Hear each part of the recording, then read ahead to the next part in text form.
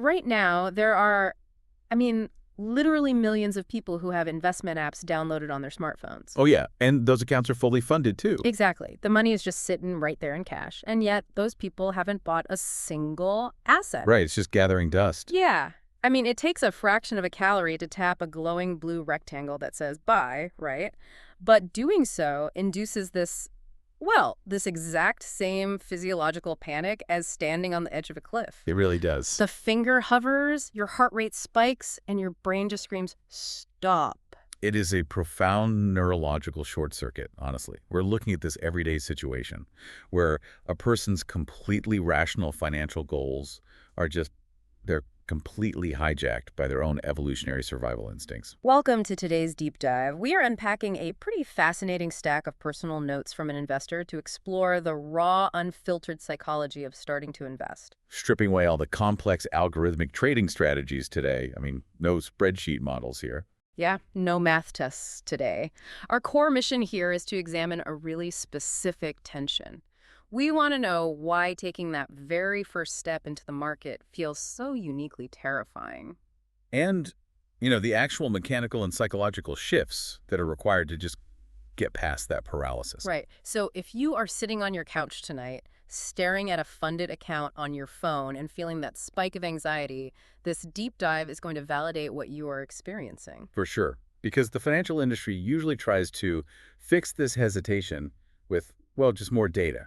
They throw historical charts and white papers at you. Yeah, like reading one more PDF is going to stop your hands from sweating. Exactly. They assume the hesitation is rooted in a lack of information. But the notes we're analyzing reveal something entirely different. The hesitation is actually rooted in a lack of emotional regulation. So to understand the fear of the starting line, we really first have to deconstruct the illusion of the finish line. We have to look at what you are subconsciously comparing yourself to. Yeah, that comparison is brutal. In these notes, the author details their current portfolio, and it genuinely reads like a financial masterclass. Oh, the holdings are incredibly robust today. Yeah. I mean, this investor has constructed a highly sophisticated, multi-layered asset allocation. Right. We are looking at physical gold, individual equities, ETFs, which, bundle dozens of stocks together to mitigate the risk of a single company failing, plus municipal and corporate bonds. It's a lot. It is. They also hold foreign exchange, or Forex, actively trading global currencies to hedge against shifting macroeconomic values. And all of this is backed by strategic cash reserves. So when a novice looks at a portfolio like that, the immediate reaction is just, overwhelming inadequacy. Oh, absolutely. You see terms like Forex hedging and bond yields, and the cognitive load is just too high. It creates this towering psychological moat around the very concept of investing. We're looking at a classic manifestation of outcome bias here. Right. We have this really strong tendency to judge the quality and complexity of a process based entirely on its polished final result. You see this sprawling, optimized portfolio, and just assume the investor must possess some innate genius-level financial intuition. But the author's notes explicitly dismantle this, don't they? They do. I mean, Yep. there was no magical moment of sudden wealth, no instantaneous comprehension of macroeconomic currency shifts. They started exactly where the vast majority of people start. I mean, they had a job, they collected a salary, and they tried to scrape together a small surplus at the end of every month. Yeah, their initial financial strategy didn't involve the word portfolio at all. Not even close. The explicit goal, as written right there in their notes, was simply don't run out of money. And that phase is totally dominated by frugality, right, and preservation. The objective is simply stacking cash in a highly visible, highly liquid checking or savings account. You're operating purely on the mechanics of defense. It's kind of like, think about a beginner's fear of investing like someone walking into a gym for the first time. Oh, that's a good comparison. Right. You walk in, and all you see are these fitness influencers with perfect six-packs doing complicated Olympic lifts. You only see the polished result. You don't see the years of them struggling to lift a 10-pound dumbbell. Exactly. But I have to ask, is our cultural reverence for these perfectly diversified, influencer-level portfolios actually the biggest psychological barrier to entry for a beginner? I really think it is. We treat those hyper-optimized end states as the baseline for entry. Yeah. It feels like we create this false barrier where people convince themselves that if they aren't executing a flawless multi-asset strategy on day one, well, they're doing it wrong and just shouldn't start at all. Which is crazy because you have to start somewhere. Right. And the financial industry absolutely exacerbates this by marketing optimization over initiation. But the author's notes emphasize that the defensive cash hoarding phase is not a mistake. No, it's actually crucial. It's not a symptom of financial illiteracy at all. Generating a surplus through basic discipline is the mandatory structural foundation of any future wealth. Right. You cannot optimize an asset allocation if you haven't first mastered the behavioral habit of spending less than you earn. Precisely. You need the foundation first. But, okay, if the basic saving habit is a necessary solid foundation, why does moving off that foundation and into a starter asset trigger such an intense psychological barrier? It's a huge leap mentally. It really is. It feels like jumping out of an airplane. Let's zoom in on that specific, terrifying moment the author describes, their very first transaction. Yeah, the author gives us this highly visceral breakdown of pressing the buy button for the first time. And the defining characteristic of this transaction was the scale. Right. The actual monetary value of the investment was exceptionally small. It was an amount of capital they could easily afford to lose without any change to their lifestyle whatsoever. Yet the emotional weight of the transaction was completely disproportionate to the nominal dollar amount. The author documents this frantic internal monologue right before the click. Oh yeah, just spiraling. Things like, what if I lose? What if I buy the wrong asset? What if the market crashes tomorrow? Right. What if the money I invest just vanishes into the ether? But let me push back a little on the rationality of this intense fear. Okay, go for it.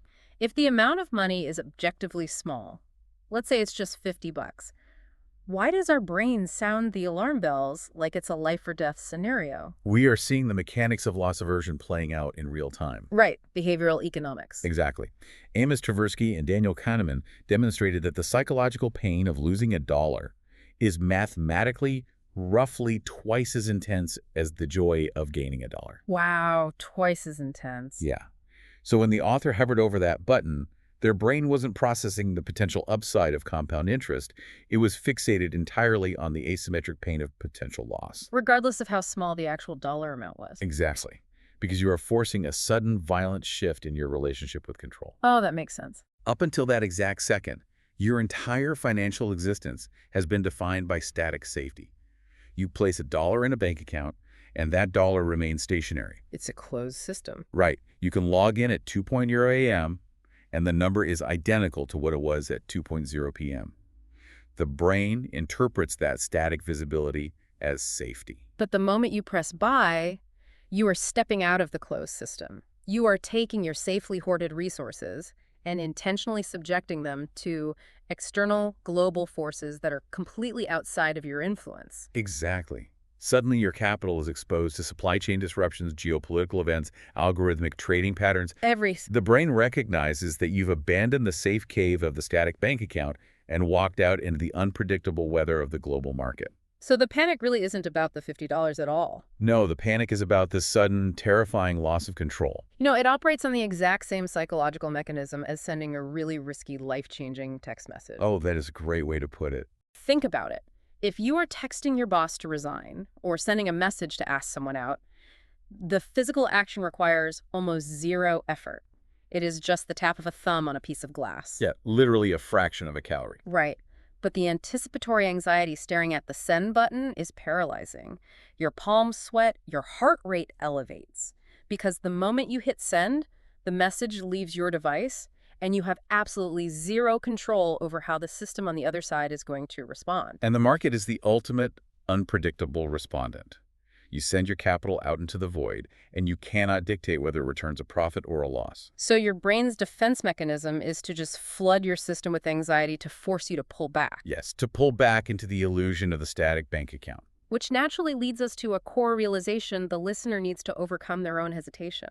The author looks back at those initial fears and actually smiles today. Yeah, it's a massive mindset shift.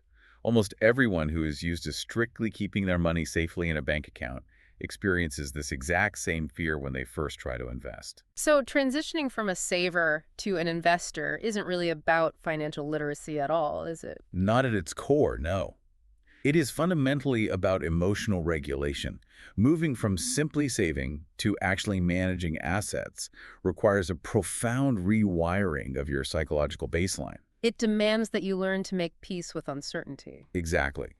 This shift isn't just about understanding financial instruments or numbers or charts. It is about managing fear when stepping into something entirely new. The author distills this into a really powerful quote in their notes. They wrote, "The hardest step is often the first one." Which sounds so simple, almost cliche. Yeah, it sounds like a throwaway line from a self-help seminar, honestly. But when you anchor it to the physiological panic of that amygdala hijack we just discussed, it carries immense mechanical weight. It really does. The first step forces the initial confrontation with your own demand for control. But let me ask you a clarifying question here. Does this mean the fear of the market never actually goes away? We just get better at sitting next to it? That's a really perceptive way to ask that. Yeah. And yes, essentially, you are initiating a form of exposure therapy. Okay, clinical psychology. Right. In clinical psychology, the treatment for acute anxiety isn't to rationally explain why the fear is illogical. The treatment is to slowly and systematically expose the patient to the source of the fear until the nervous system adapts. So the external environment hasn't changed. The global market is just as chaotic and unpredictable today as it was on the day they made their first $50 investment. Correct. The market didn't get safer. Their internal architecture changed. Through repeated exposure to market fluctuations, you build emotional calluses. It's like learning to ride a bike, isn't it? How do you mean? Well, you don't stop being afraid of falling off the bike just because you read a textbook on physics or balance. Oh, right. Definitely not. You stop being afraid by finally pedaling, feeling the wobble, and realizing you actually have the capacity to balance yourself. That is exactly it. You have to experience the wobble. The brain eventually learns to distinguish between normal market volatility, the wobble, and an actual systemic crisis. So you no longer experience a cortisol spike every time an asset dips by 2%. Exactly. You learn to trust the long-term mechanics of the system rather than panicking over the short-term noise. So to briefly recap our journey today, we started by looking at a towering, intimidating end state. A beautifully diversified portfolio of ETFs, gold, and bonds. The kind of setup that tricks a beginner into thinking they need to be an expert just to step onto the playing field. Right. But that complex portfolio started with a single, terrifying click. A $50 leap of faith. Exactly. The transition from a traditional saver to an active investor is an emotional journey of embracing uncertainty, not a test of math skills. It really is about constructing and managing your own psychological frameworks just as meticulously as you manage your capital. Absolutely. So if you are staring at an investment screen right now and you're feeling your heart rate spike, we want to remind you directly. It isn't a sign of financial incompetence. No, not at all. It is a completely normal, universal psychological reaction to leaving the perceived safety of a traditional bank account. Acknowledge the warning, understand the mechanics behind it, and just press the button anyway. You have to send the text message. You have to start pedaling the bike. Yeah. The optimization and the perfectly balanced portfolio come years later. Today, you just need to initiate the exposure therapy. That brings us to the end of today's deep dive, but we want to leave you with a final thought to ponder something that builds on what we've discussed today. Something to mull over. Right. If the very first step of investing is essentially just an exercise in managing the fear of the unknown, in what other areas of your life is the illusion of needing to do more research secretly just a mask for your fear of taking the first step?